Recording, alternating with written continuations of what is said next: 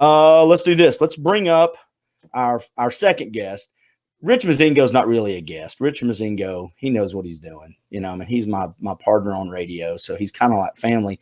And this guy right here has been on with me so much on podcast and radios. He's pretty much the same. He is the owner of Kelly Subaru, Southern Honda Power Sports, the Chattanooga Football Club, and Chattanooga Brewing. And in some of those, let's be honest, he has partners. He's not all by himself. Correct. What's up, Tim Kelly? How are you, sir? I am good. I appreciate you jumping on. I know, even though, you run some essential businesses, so you've been at the office quite a bit. I have. I've seen it all. I mean, I've got something in pretty much every category, so I've seen the whole spectrum. That's good. That means you've been stressed everywhere. You got it. I mean,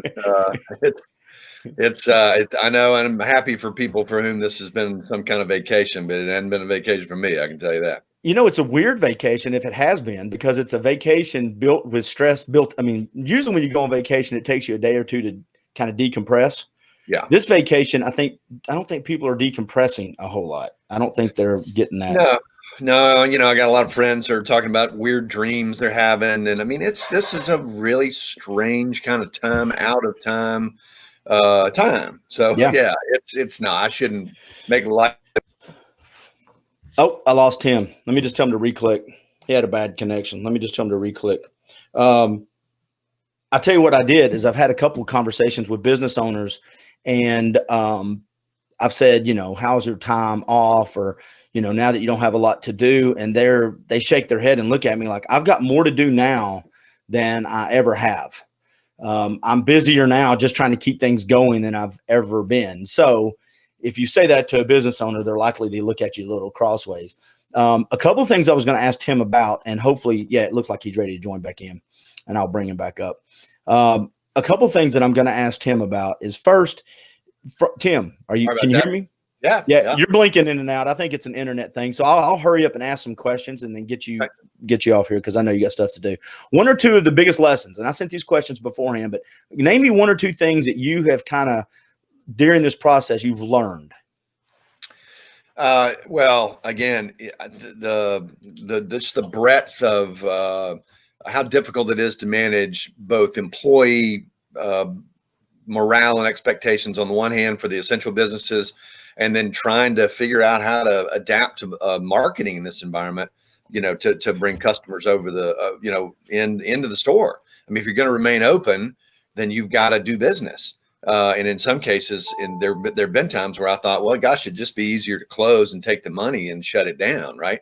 But that's been the main thing, is just juggling those two things. And, we had employees who were, just who needed to stay home. And then we had employees who probably weren't as at risk, but who wanted to stay home. And it was just a 3-ring circus trying to manage all that. Well, when you say you're an essential business and you stay open, I hadn't thought about that. Your overhead kind of the same, and payroll, all these things kind of stay there, but your foot traffic, especially I'm thinking of auto and, the power sports, your foot traffic's down. Have you done anything different online? I mean, what sales pipelines, how do you pivot on that? Well, we always did had a much larger presence and focus on digital advertising anyway, and so we were well prepared for it. And we kind of just doubled down in that category. You didn't see any TV ads from us during this period of time because they're expensive. And I think one of the things that'll be interesting coming out of this is to see whether paid media, TV and radio, kind of suffer, because we pulled back from all that stuff, and we were able to, at least at the Honda store. And we actually had a record month, which is almost unbelievable, purely using digital. So I think we're going to see, and I talked to several businesses that did great in April, looked pretty good in May, and they're expecting June and July for things to start kind of catching up maybe on the business side. But when you say the words prepare, and by the way, shout out to all my paid media buddies, radio and TV, billboards. I feel your pain. I've been down this road. The cancellations have been coming in fast and furious. Yeah. But when you say the word prepared for this online, let's say a business owner wasn't prepared. They don't really get their stuff together in this. When they get out of this, what are some things they should do? Well, I mean, if you're not already familiar with, social media advertising methods and, something as simple as Google AdWords, you should be, because the old saying is half of all advertising is wasted. You just don't know which half. Right. Well, with digital, you do know which half. You're paying per click, and I don't care if you're selling dry cleaning or pest control or what it is. You can target people who are searching for a particular term or a particular keyword, and you're only going to pay for the people that click through to your site. So it's a good time to refocus on your website and on your, even if you don't have a website, even if you've got a Facebook page, just driving people there. I saw a stat that we're going to bring up later when we have Monica come on, and I'll bring it up with you now. Maybe you've seen it. I don't know how in the woods you are with your click through, but I read a stat that click through rates are between 40 and even close to 50% less right now, because so many businesses are pulling out and just holding their cash, that now if you're a business that can't afford it, buying clicks and buying some audiences is a little cheaper. Well, that's how we had our record month at Honda. I mean, pretty clearly, we didn't do anything extraordinary, but everybody else pulled back. We didn't, and the price per click dropped way down. And we were the only game in town. We weren't the only game in town, but as far as people online were concerned, I guess it looked that way. And so we wound up. There was less overall business, but we got a huge jump in market share by just still being out there. There used to be, and I guess we'll use it differently moving out of this. There's one of those old stories I used to use when I was in radio sales, starting in the mid-90s, that I don't know if it's true or not, but it made a point and helped me make a sale. And you've dealt with salespeople like that all the time, but it was the McDonald's theory back in the 70s and 80s when a depression or the economy would go into a recession. Burger King would pull back, McDonald's would spend more to capture more of a bigger piece of a smaller pie. So when it got back, they had bigger market share. I guess the same can be said for digital. That's absolutely right. It's kind of the ratchet effect, right? It goes up, but it's probably not going to drop back down. So that's exactly right. And it's a nearly riskless way to do it, because you're only going to pay for the click throughs. Our web traffic at Southern Honda actually it averages about 25,000 per month, if you can believe it. New visitors. Wow. It was 30,000. We set a new record for new visitors to the website, because again, we were out there and everybody else went home. And I know you got a few more minutes if you don't mind, but not a silly question, but kind of a follow-up. And I'm not really sure I included this in the email I sent you. Welcome to live stuff. These past clients you have clients that have done business with you in the past, and I'm sure you had a system in place to stay in touch with them. And if is that right? Have you ratcheted that up as well during this time? Have you really focused on those? Yeah, MailChimp. I mean, that's not complicated. Email marketing, we just use MailChimp and use the same materials that we develop. I mean, again, we have a sort of an in-house digital agency that's actually now going to be out of house and available for anybody to hire. We're calling it Workshop. Good for you. Yeah. Well, I mean, it just made sense. They did a lot of work internally, and then we thought, well, why not break them out into a separate group and let them do work for anybody who needs it? So, but they also manage that, and we use a lot of the same assets we develop and do a routine, mailer to, and again, you can segment that however you want to segment it, but we've got a large email database and we use MailChimp to manage that. Are they going to focus in on the automotive or certain specific industries? Or are they going to be open to anybody? No, they're open to anybody. I mean, obviously automotive is where they know the most, but they also know a lot about restaurant. I haven't dealt with Chattanooga Brewing, and so that, they can do a little bit of everything. All right. I got 2 trivia questions for you. Yes, sir. Well, right. Okay. First of all, I'll give these stats, and I'll give them again when we say goodbye to you. But more people are using the web, as you can imagine, but they're using it. Would this surprise you? The usage on desktop and laptops through actual websites have gone through the roof, kind of what you were saying, and people using mobile apps has gone down. Interesting. Well, I think more people in their houses.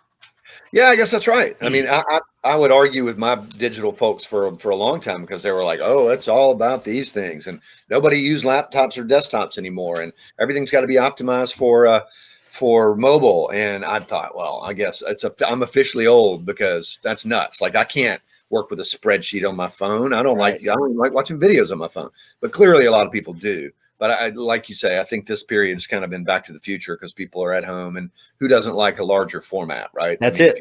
Yeah. I just found out the other day that I can actually screen share to my TV, and my daughter, my 15-year-old looked at me and she goes, "What do you mean you just learned that?" I'm like, "Watch, I push this button," and she's like, "I'm sorry, Dad." I'll Okay, give you sorry. Go ahead. 2 more quick ones. No, I'm sorry. The generation that is most likely to have subscribed in the last 30 days to a new TV movie streaming service. What generation? Can you? Oh, good Lord. I would say baby boomers. Millennials? Really? Yeah, because I think again, there's so much on this that now that they're in front of their TVs, Right. they're subscribing to. Welcome to TV, kids. Right. Yeah. And they probably got their parents' credit card numbers too. That's exactly. All right, last one, and then I'll let you go do business. That's all right. Guess, if you can, what the best-selling product of all time is. Oh my iPhone God. is number 2. The iPhone is number 2. Product. This is a fun one. Gosh, I don't know. Clorox bleach. I mean, I wish I owned stock in that about yeah, 6 months it's been ago. around a long, long time. I'm just thinking something, consumer product that's been around. No, forever. you got to go back and put your kid brain on. Your kid brain on. It's the Rubik's Cube. Really? Yes. Wow. Okay. Well, that's interesting because that's the analogy that I've been using for a lot of people through. I don't remember much about the period between, March 13th when all this began and about April 15th. It was just a blur. And the analogy I've used is for business people, it was literally like somebody handed you a Rubik's Cube to solve, and you get most of the way through it, go to sleep, wake up in the morning, and it right back like it was, right? Or somebody moved the stickers all around. So. Well, how's opening up? Let's one last question. How's opening up going to look back? I know a lot of your businesses, or maybe all of them, have been considered essential. But if an opinion either on how it's going to look for you guys opening back up, or what you think it's going to look like just in bigger picture of the economy opening back up. Well, I think it's another analogy for you, right? I took my first airplane trip yesterday since all this began. Went to Dallas and came back, and it was weird. It was very weird, but I don't know why it hit me during that. There, still so many people are really, really freaked out, and they should be somewhat freaked out, right? But it's trying to find the balance of what's rational versus what's panic or what's fear. But you can't show people a series of horror movies for 6 weeks every day, and then expect them to sleep in a haunted house. That's right. Without a nightlight on. And that's basically what we're asking them to do. We've scared the living bejesus out of all these people. And now we're expecting them just to, okay, folks, let's go back to normal. Most people's brains aren't that plastic. They're just not, it ain't. So I think it's like a thawing out, right? We're trying to find the right answer so the dealerships have been open and with very strict protocols and everybody's used to it. Trying to get the brewery reopened is as much an employee problem as it is a customer problem because they haven't been working. They're not used to it. And so it looks like the restaurants around here, even though they could open up, there's not much point in doing it if nobody shows up. Probably looking about the 15th of the month before everybody feels ready. Well, and when you say everybody, I listen to so many podcasts and radio shows. I've seen now that, even when we air quote, everybody gets back out, there's going to be segments like the older population or people at risk that really shouldn't. And, right. And so that's part of the economy. One thing I will say, it's taught me how to do. I don't buy anything online. I don't buy anything. Zero, nada, not one thing until 30 days ago. Now I buy my groceries online. Yeah. If I need it, I go straight in the store. I go to the aisle, I get it, and I leave. I'm not a browser.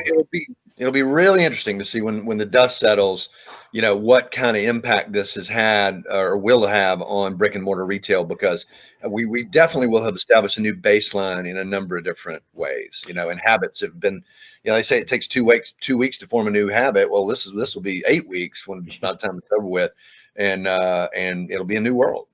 Yeah, we got a quick comment and we'll let you go. But Chris Simmons, a buddy of mine that owns a company. You know Chris? Yeah, sure. Yeah, he's a great guy. He commented, watch all your advertising will change to messages about how we should feel okay now. Everything's going to be fine. Well, come on back out, folks. A lot of this is mass psychology. And I've said this a bunch of times, in the absence of good data, which has been the problem with the testing debacles, people are going to assume the worst. They're right to assume the worst. It's just human nature, right? And so that's what we've done. And so hopefully we'll have better data and we can show people that it's okay to come back out right now. But I think you're right. I mean, I don't think it's coincidental that Tennessee is very much sales tax driven. And we've kind of been on the forefront of getting things open again because, we've all got bills to pay. I And love it. I love it when we start spending a lot. It's just we are our own problem. We are Yeah. so our own problem. Give me help. Everybody help. Where do they think the money's coming from? And when you tell everybody to go inside and stop spending, and we're going to take more money and give it to you, how long is that well going to have water in it? Well, again, we don't have time to dive into a discussion of macroeconomics, but I just read an old copy of The Economist magazine that I'll send you if you're curious. But it's a big, long exploration of inflation versus deflation in modern money supply theory, and I don't think that is going to be as big a problem. If this had happened 10 years ago, we'd be in a world of what. Yeah. I don't think for whatever reason that it's going to be as big an issue to dig out of, but it's definitely going to be an issue. If you want to reread a book that makes you scared, go read 1984, and about halfway through it, you'll just put it down and walk off. Trust me, my favorite books. Yeah. Never. Last comment. Chris Simmons once again said he got a great idea for you: lifetime supply of hand sanitizer with the purchase of a Subaru. There you go. Right. Yeah. I think the hand sanitizer would cost more than the Subaru. That's the right problem. Now. We got to be able to find it. I guess we could make it at the brewery. But that's what you do. You throw in a free thing of toilet paper, and man, you might have rockets and sales. We're actually selling. I mean, Subaru's off probably 30%, but it's certainly enough that we're fine. We're perfectly fine. So good. Yeah, we'll be fine. Man, I appreciate you jumping on, sir. I know you've got a thing you have to go do, and and also thanks for coming on all the other times. I appreciate it. So thank you very much, and I hope you stay safe. Thank you. You too. All right. Thank you, everybody. See you, Tim. Go on. All right, there we go. That is Tim Kelly, and here are some of the things I was just talking about, and we may or may not